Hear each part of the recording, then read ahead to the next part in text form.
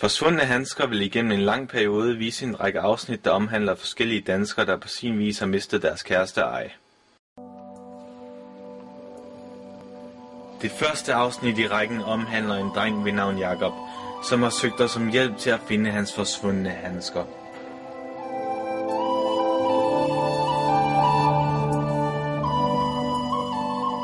Hvornår hørte du først om Jakobs forsvundne handsker? Det ved jeg ikke.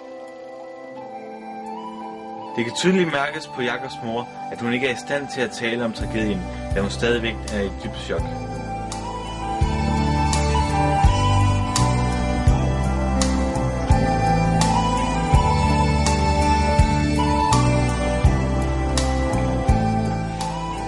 Selvom Jakob har svært ved at blive slet, må han dog erkende, at de glade tider med handskerne muligvis er forbi.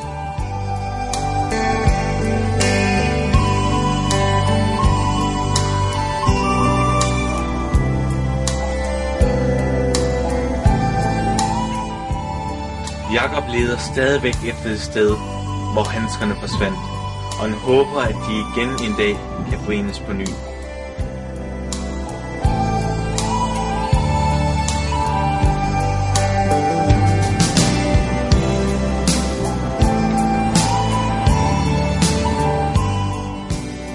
Følg med på tirsdag, når vi vil prøve at hjælpe Jakob til at finde sine forsvundne handsker.